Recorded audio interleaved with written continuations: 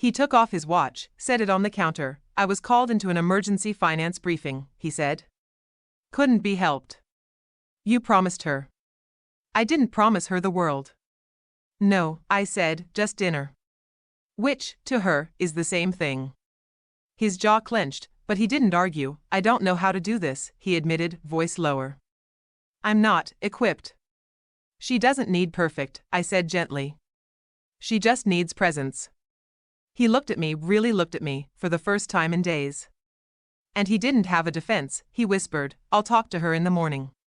I nodded once, then turned back to clean up. He stood there for another minute before leaving. I think he wanted to say more. But that was the thing with Logan Blake, every emotion had to go through a filter before it made it to his lips. And sometimes the filter caught everything. That night, I sat on the back steps after the dishes were done, watching the moonlight stretch across the lawn, and for the first time since I started this job, I realized something I hadn't wanted to admit. I was beginning to care. Too much, for the girl. For this house, and maybe, God help me, for the man who forgot to come home. The garden bench, the garden became our escape. Sophie loved it there, wild rose bushes that hadn't been properly trimmed in years, an old swing tied to a tree branch with faded rope, and a stone path that wandered like it had somewhere better to be. Most days, after lessons and snacks and cleanup, we'd end our afternoons on the bench near the fountain. The marble was cracked. Moss pushed through its legs. And a small plaque on the backrest read, "For Lillian, your favorite place." I never asked who Lillian was. It didn't take much to guess. That afternoon, Sophie ran off to chase butterflies, giggling barefoot across the lawn. I sat alone on the bench, enjoying a moment of quiet. The breeze moved like soft silk through the trees. I reached down to adjust my sweater and noticed something sticking out from under the bench, tucked behind the leg, a yellowed envelope, old. Weathered. Edges curled like it had been read more than once. I shouldn't have opened it. But I did. The paper was thin. Ink slightly smudged. And at the top, in elegant handwriting, "To the man I know you are, even if the world never gets to see him." It was a letter, from her, from Lillian. I read every word with my heart pounding in my throat. You never promised me forever. I never asked you to. But I did hope you'd keep one promise, the one where you'd be happy. Not just for our daughter. For yourself too. You push people away when you're afraid. You call it control. I call it fear. And I know that if something ever happened to me, you'd shut down completely. You'd turn marble. Cold, hard, beautiful, but unreachable. Don't become that man, Logan. Please. For Sophie. And for the man I fell in love with beneath these trees. I folded the letter slowly, hands trembling. I wasn't supposed to see that. It wasn't mine, but it explained everything, why he was distant. Why Sophie missed so many dinners. Why the house felt like a museum with no visitors. He hadn't just lost a wife, he lost the only person who ever saw through him. When Sophie came back with a flower in her hand, I slid the letter back into its place beneath the bench. She climbed into my lap, rested her head on my chest, and whispered, "Do you think flowers talk?" "Maybe," I said softly. "If you listen close enough." We sat there until the sun started to drop, and I couldn't stop thinking about how lonely a man must be to hide a letter like that and still come to sit here, every week, on a bench built for someone who wasn't coming back. I didn't know what would happen between Logan and me. I didn't even know if I wanted anything to happen, but I knew this much: there was a broken man behind those marble walls. And I couldn't help but wonder if anyone would ever reach him again. The day the board came home, it started with black cars in the driveway, 3 of them, polished. Armored. The kind that don't show up unless something serious is happening. I watched from the upstairs window, holding a laundry basket to my hip. Sophie was in her room working on finger paints, completely unaware of the storm pulling into the front gate, men in suits. Women in heels that clicked like gunfire on the marble floors. Voices low and tense, and at the center of it all, Logan Blake. Dressed in a tailored charcoal suit, phone to his ear, eyes storm gray and locked in. This wasn't the man I saw in the kitchen after Sophie went to bed. This wasn't even the man Sophie waited for by the dining room table. This was the Logan they whispered about in finance circles, the one they wrote about in Forbes. The kingmaker of Midtown. I didn't plan to eavesdrop. But the house was quiet and I'd been folding laundry near the top of the stairs when I heard his voice echo from the study downstairs. "Tell them I won't back down. he said firmly. I built this damn company. If they want me out, they'll have to push me out. Publicly. On record. I paused mid-fold. Another voice spoke, older, gravelly. You're not invincible, Logan. The board's nervous. Too many acquisitions, too fast. The losses in Shanghai are temporary. Logan snapped. And I'll personally handle the recovery. Silence, then the older man sighed. You're bleeding cash. Investors are nervous. The press smells blood. You're running out of time. I stepped back from the stairs slowly, because suddenly, I understood what I hadn't before. This house, this beautiful, cold, shining cage, was more than just where he lived, it was all he had left. The business was unraveling. His partners were turning on him. His world, the one he controlled so tightly, was slipping through his fingers, and Sophie? She didn't even know. She painted sunflowers that afternoon. Used too much yellow and got glitter in her hair. I helped her clean up and read her a bedtime story, while just 2 floors below us, her father fought to hold on to everything that made him feel like a man. Later that night, after everyone had left, I found him standing by the whiskey cabinet. He didn't notice me come in. You don't drink, I said quietly. He glanced over his shoulder. Tonight's not a good night to start remembering why. I walked to the other end of the room and stood near the window. They want you out? I asked. He nodded once. Some do. Are they right? He exhaled through his nose. Does it matter? Maybe, I said. To you. He stared at the untouched glass in his hand, then poured it back into the bottle. I built this house, he said. Every tile. Every inch. I brought Sophie home here from the hospital. I buried my wife 5 miles from this estate. I've lived every high and low inside these walls.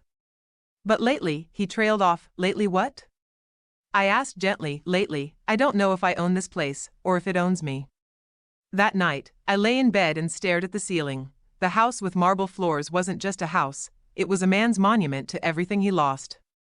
And everything he was still trying, desperately, to keep, and somewhere in the middle of it all was me. Red wine and a broken door. It was close to 9 p.m. Sophie had gone to bed an hour earlier, after insisting I read The Giving Tree twice.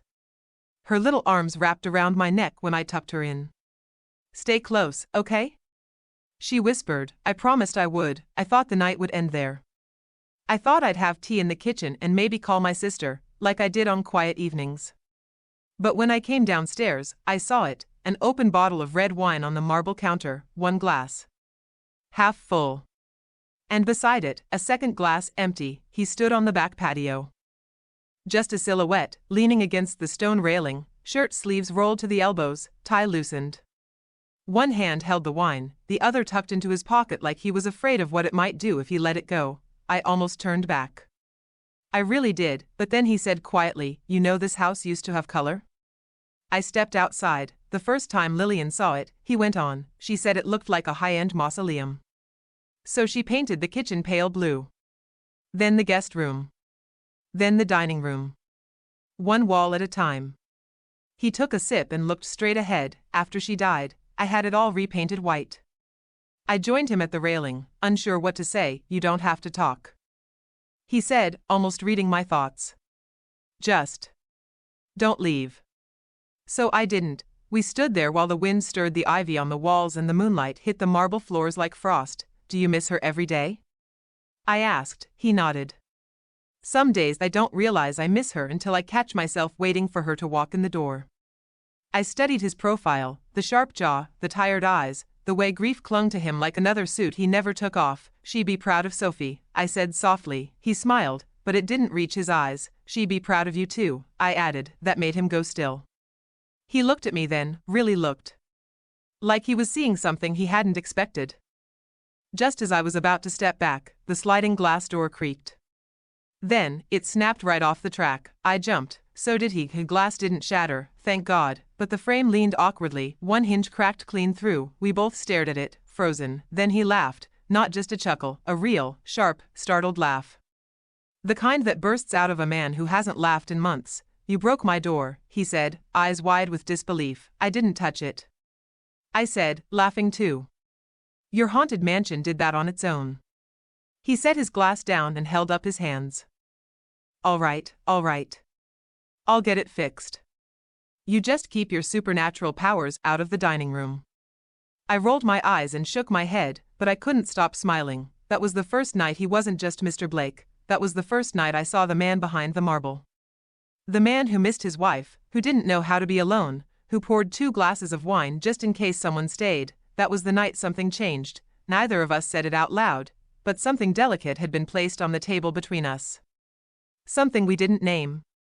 Something neither of us knew how to handle, yet. The invitation came the next morning, a printed card, thick as cardboard. Left on the kitchen island. Simple serif font. No frills, you are invited to a formal dinner this evening. 7 p.m. sharp. Dining room, LB, that was it. No RSVP. No explanation. Just the initials of a man who hadn't sat down for a full meal with his daughter since I arrived. I stared at it while Sophie ate her cereal, humming a song from preschool. Daddy's dressing up tonight, she said between spoonfuls. He always wears the big watch when people come over. Are people coming over? I asked. She shrugged and swung her legs. He didn't say. But he shaved. That means something. It did. Logan Blake didn't do anything without a reason. That evening, I pulled my nicest blouse from the back of the closet. It wasn't fancy, just a pale lavender button-down and black slacks, but it felt like armor. I tied my hair back, checked my teeth twice, and whispered a small prayer to get through the meal without spilling anything on the linen napkins. The dining room was lit by a single chandelier, glowing low and warm. A long mahogany table stretched the length of the room. Polished silver. Crystal glasses. A full place setting, but only 3 chairs, one for Sophie, one for him. And one for me. He walked in at 6:58, right on cue. Dark navy suit. Open collar. Rolex on the wrist. He looked at me and paused. You dressed up, he said, like it surprised him. You invited me to a formal dinner, I said, smoothing my blouse. I didn't think jeans were appropriate. His mouth twitched like he almost smiled. Sophie ran in at 7:01, her curls bouncing, a napkin half tucked into her collar like a cape. I'm hungry, she said. Can I eat the bread? Wait for the first course, he said gently. Dinner began in quiet, cream soup. Then steak with roasted vegetables. Each dish was served by a quiet woman in black who disappeared as quickly as she came. I didn't even catch her name. Halfway through the main course, he looked up from his plate and asked, "Why did you take this job?" I blinked. Excuse me? You could have found easier work, he said. Lower stakes. Fewer hours. Fewer expectations. But you agreed to help raise my daughter. I needed the job, I said honestly. And she needed someone. She had someone, he said. She had me. I paused. The room suddenly felt colder. She had a father who left early, came home late, and forgot what bedtime stories she liked, I said softly. She had a housekeeper who checked her temperature and called it love. She needed someone who saw her. Who listened. That's what I did. Silence. Sophie, thankfully, was too busy chewing to notice the tension. Logan set down his fork. And you think that makes you a better parent? No, I said. But it makes me present. That landed hard. I could tell. His eyes dropped to the plate. His jaw flexed, then he said, "You're brave." I'm tired, I replied. Another silence. But this one felt different. Not angry, just honest. After dessert, Sophie yawned and rubbed her eyes. I carried her upstairs while Logan stayed back to take a call. She fell asleep before I even finished humming the lullaby. When I came back down to help clean, he was gone. The dining room was empty, only the 3 chairs remained. One pushed in neatly. One crooked. And mine. Still warm. That was the dinner that wasn't. No celebration. No occasion, just a broken man testing the waters of connection again, and a woman who wasn't afraid to answer back. A name in the dark. I didn't mean to overhear. I wish I could say I wasn't the kind of person who listened through doors, but that night, I was. It started with Sophie's nightmare. Around 2 a.m., I woke to the soft, panicked cries of a child. I found her sitting up in bed, sweaty, shivering, and confused. Mommy was crying, she whispered. In the dream. She wanted me to come with her. I sat beside her and held her close, smoothing her hair until her breathing slowed. You're safe, I whispered. You're home. She fell asleep in my arms. I stayed a few minutes longer, just watching her, fragile and small, even in a house full of marble. When I finally left her room, I moved quietly down the hall. The house was still. No sound. No light. Then I heard his voice. It was faint, coming from the study. I told myself to keep walking. But I didn't. I stepped quietly toward the half-closed door. His voice drifted through the crack, low and raw. Because you promised, he said. You said you'd support the foundation, and now you're pulling out? There was a pause. Whoever was on the other end wasn't on speaker. Then he added, Lillian built that program. It's the only thing Sophie has left of her. My breath caught Lillian. I leaned closer, just enough to see him pacing the room. He had a tumbler in one hand, half full of something amber. His tie was gone. His shirt slightly wrinkled. No, I'm not emotional. I'm furious, he said. You sit on 100 million and can't spare 2 for a literacy program with your sister's name on it? What happened to legacy? The word hit me like a slap. Legacy. This wasn't about a dinner. This wasn't about keeping the house in order or making sure Sophie made it to ballet on time. This was about something deeper, something buried. A family war, maybe. Old grudges. And a daughter caught in the middle. I stepped back before I heard any more. My heart raced. My palms were cold. I hadn't been hired to know these things. But now I did, and knowledge like that changes you. I went back to my room and closed the door gently behind me. But I didn't sleep, not right away. Instead, I sat on the edge of my bed, staring at the shadows on the floor, wondering what kind of man Logan Blake really was. And what kind of pain he was carrying, alone, in the dark. The other picture frame. There was a small hallway cabinet just outside Logan's study. It looked harmless enough, white wood, silver handles, nothing fancy. I passed it 100 times on my way to the laundry room, never giving it a second thought, but after that night, after hearing him say her name, Lillian, with so much fire behind it, something shifted in me. Curiosity, maybe. Or just instinct. 2 days later, when Sophie was with the cook baking cupcakes and Logan was gone on one of his afternoon meetings, I opened the top drawer, old mail. Pens. A business card holder with worn initials. The second drawer stuck a little. I had to tug gently to get it open. Inside was a leather photo album. No dust. No label. Just tucked beneath a stack of utility bills like it didn't belong. I hesitated, then I opened it. The first photo hit me hard. Lillian, she was beautiful, tall, elegant, with wild, dark hair and the kind of eyes that made you think she knew something you didn't. She was standing in front of the same fireplace that now sat cold in the living room, holding a newborn wrapped in white cotton. Sophie, I flipped the page. A beach day. Sandcastles. Lillian laughing with sunglasses on, her hand shielding Sophie's face from the sun. Then a hospital shot, Logan kissing her temple as she cradled their baby. He looked younger. Softer. I kept going. A picture of Lillian at a gala, dressed in emerald silk, standing next to a tall man who wasn't Logan. The photo was loose, not glued in like the others. It fell into my lap. I turned it over. Leo, summer fundraiser. 2016, no last name. No date beyond the year. Just that name, Leo, and the tight, confident script that clearly wasn't Logan's handwriting. Suddenly the air in the hallway felt too thick. Who was Leo? Why was the picture hidden, not displayed in the massive hallway gallery where all the approved memories lived? And why did it feel like something about this man mattered? Like it connected to the way Logan closed off whenever Lillian's name came up. Like it tied to the argument he had on the phone. The foundation. The legacy. My fingers trembled slightly as I put the album back and shut the drawer. Later that evening, I sat in the nursery with Sophie as she colored. She looked up at me with those same curious eyes. Miss Elena, she said, did you know my mommy? No, I said softly. I didn't. But you always look like you're thinking about her. I blinked. Do I? She nodded. You don't say it. But you look like you want to ask her something. I smiled, brushing a strand of hair behind her ear. maybe I do.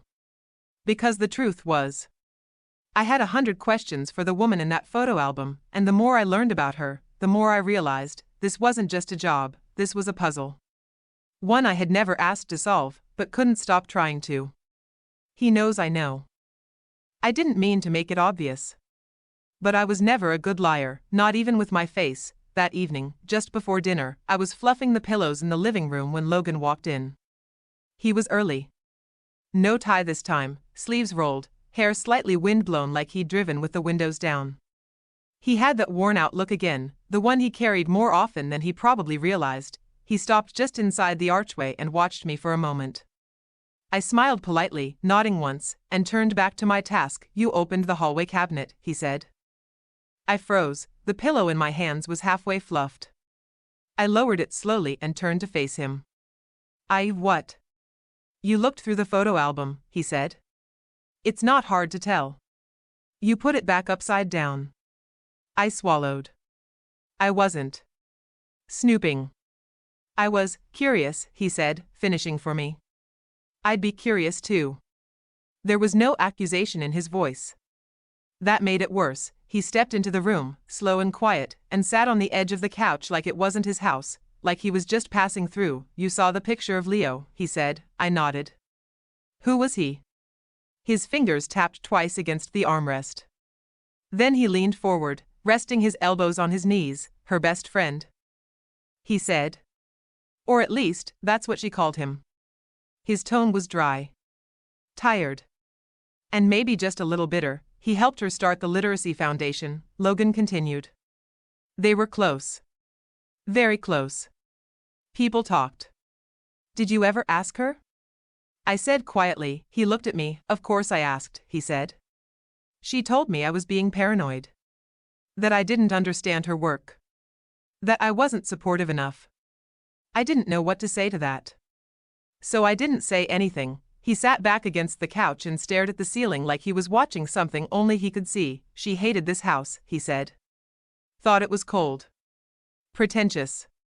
She wanted to sell it after Sophie was born. But you didn't, I said. He laughed softly. Just once. No, he said. Because I thought we needed it.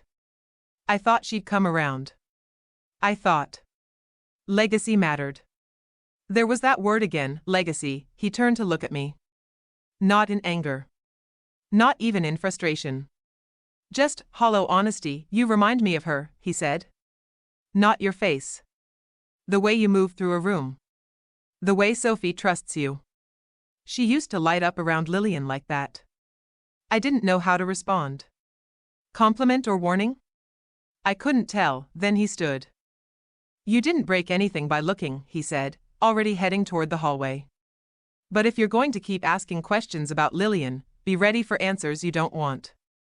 And just like that, he was gone. The room felt colder after he left, and all I could think about was the look in his eyes when he said be ready. The list of rules. It started with a rattle in the closet. Sophie had been asking about a costume for her upcoming school play, a Little Red Riding Hood situation that required a basket, a red cape, and apparently, cool socks. So, I went hunting through the guest closets on the second floor. The ones no one touched. The third one I opened was filled with winter coats. Some still tagged. I pulled one down from a high shelf, and when I did, a small notebook tumbled out from behind the hanger bar. It hit the hardwood with a soft thud. I picked it up, brushing off the dust. It was navy blue, leather-bound, with the initials LB stamped in gold on the corner. My breath caught. Lillian Blake. I didn't mean to pry. I really didn't. But it wasn't locked. It wasn't hidden anymore, so I opened it. The first page was written in blue ink, her handwriting tall and fast, slightly messy. At the top, it said, Rules for the house with marble floors. Underneath it, a list. Numbered. Lined up like commandments. 1. Don't let the staff forget your name. 2. Never cry where the portraits can see you. 3. Always wear shoes in the library. 4. Smile when his mother visits. Never speak. 5. Keep the balcony doors locked at night. 6. Logan doesn't like the smell of roses. 7. Sophie must never know what happened in October. 8. Never trust anyone who calls themselves just a friend. 9. If you hear the piano playing and no one is home, leave. 10. Hide the green notebook. I stood there frozen, notebook trembling in my hand. There was no date. No signature. Just those 10 lines, written as if they were normal. Like anyone would understand what happened in October. Or what green notebook she was talking about. Or why a piano playing alone was something to run from. I read it again. And again. And still, it made no sense, but it didn't feel like a joke. It felt like something personal. Something she never expected anyone to find. That night, I couldn't sleep. I sat by the window in the nanny suite, the notebook in my lap, reading those lines over and over. Rule number 7 haunted me most. Sophie must never know what happened in October. What happened in October, and why had no one ever said a word? The next morning, Logan was gone before breakfast. Sophie had a fever, so I kept her home from school, making soup and folding laundry while she rested in bed. When I passed by the hallway again, I paused at the cabinet. The one with the photo album. I didn't open it, not this time, because something told me. Whatever was buried in this house, it was deeper than photos or names in ink. It was in the air. In the rules she left behind, and for the first time since I took the job, I wondered if I was supposed to fix something, or if I was just the next person it would break. October. I didn't ask Logan directly, after what he said about being ready for answers I might not want. I knew better, but something shifted in me after reading that list. I started noticing things I hadn't before. The way the hallway near the master bedroom always felt colder than the rest of the house. The way Sophie avoided certain drawers. The way Logan tensed every time October was even mentioned. I searched quietly, carefully, watching for patterns, for any small crack in the wall of silence that might give me something more than that cryptic line in Lillian's journal. Then one night, while Sophie slept beside me after a nightmare, I heard the piano, downstairs, playing, soft and slow, like a memory drifting through a dream. I sat up straight in bed, heart thumping. I hadn't imagined it. The sound was real, echoing faintly through the floorboards, and I was supposed to leave, right? That's what Lillian's rule said, but I didn't. I tiptoed down the hall, barefoot, careful not to wake Sophie. The house was completely dark except for the moonlight spilling through the long hallway windows. The piano stopped the second I stepped off the stairs. I turned the corner into the parlor, empty, no one in sight. Just the grand piano by the tall glass doors, perfectly still, but the lid was open, the bench was pulled back, and on top of the keys sat a single folded page. I approached slowly, the floor creaking with each step. My fingers trembled as I picked it up. It wasn't Lillian's handwriting. It was Sophie's, just one line, written in purple crayon. I remember when Mommy fell, my heart stopped. I sat down on the bench, legs shaking. So it happened here. In this room. Or nearby. She had fallen, but not just physically, not the way Sophie meant. There was something buried in that word. Something heavier. The next morning, I asked Sophie about the paper. About the piano. She looked at me, wide-eyed. I didn't write anything, she whispered. But sometimes I see her. I felt my whole body go cold. See who, baby? I asked gently. She clutched her stuffed rabbit tighter. Mommy. In October. Later that day, I found Logan in his office, staring out the window with a drink in his hand. I stood in the doorway for a full minute before speaking. You said to be ready, I whispered. I think I am now. He turned to me slowly. His eyes were bloodshot. Tired. Like the weight he carried had finally sunk into every part of him. She jumped, he said, no warning. No hesitation, just the truth. She walked out to the third-floor balcony. And jumped.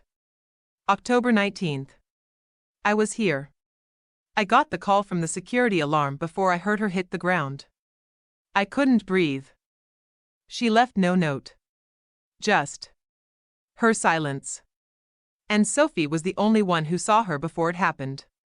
I stepped inside the office and closed the door behind me. I'm so sorry, I said softly. He nodded, eyes distant. She was brilliant, he said.